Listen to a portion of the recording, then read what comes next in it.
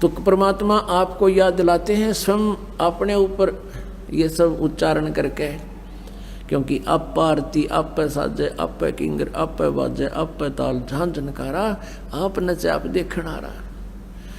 कहे कबीर ऐसी आरती गाऊं आप मध्य आप समाऊं। ऐसी आरती माने ऐसी लीला कर रहा हूं मैं, ऐसा ज्ञान सुना रहा हूं। अपने पाने की विधि अपने ऊपर ही उदाहरण दे देकर कह रहे हैं कि हमें बता रहे हैं कि तुम की ऐसी सतिथि हो जाएगी एक दिन।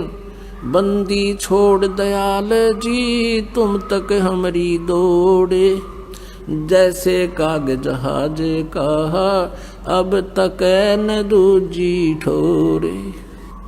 ये डीठ भूत है, परमात्मा इनके न गढ़न लाग रहे हैं। और यहाँ हम कोई जंतर मंतर नहीं करते, केवल परमात्मा की यथार्थ भक्ति बताते हैं, जिससे ये जो इस तरह के जो तीन ताप हैं आप पर नष्ट हो जाते हैं। ये प्रेत कौन है? ये वही आत्माएं हैं जो पहले मनुष्य शरीर में थी। जो निकम्मी आत्मा है वो पिट्टे जा छत्ते जा कुछ दिन ऐसे ही दुख सुख पाकर जाना तो उनको पड़ेगा। और जो बुद्धिमान अच्छी आत्माएं प्रेत योनि प्राप्त हैं वो तुरंत खिसक जाते हैं कि भगवान के दरबार में गंध फैलाना ठीक नहीं। और जो निकम्मी आत्मा है उनका स्वभाव ही निकम्मा होता है। वो चाहे भूत बनो चाहे गधा बनो, उसने बकवाद करने से मतलब वो फिर पिट का ही मान्या करें। तो परमात्मा कहते हैं लातों के भूत बातों से नहीं मानते, इवन समारन लाग रहे भगवान। तो ऐसे अब ये भूत क्यों बने? अब जैसा कि हम उदाहरण सुना करती लोक वेद सुनाते थे, मतलब श्राद्ध निकालने चाहिए गुरुजी कहते हैं।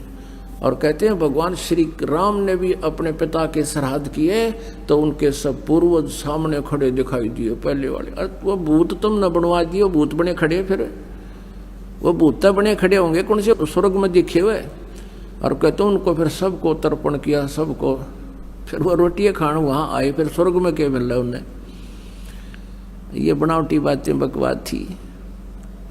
तो पुण्यात्माओं अब इस भक्ति से ना तो भूत बने अन्ना पितर बने। और आपके पूर्वज भी जो कहीं यदि प्रेत योनि में होंगे तो सबका छुटकारा ऑटोमेटिकली करवा देगा परमात्मा।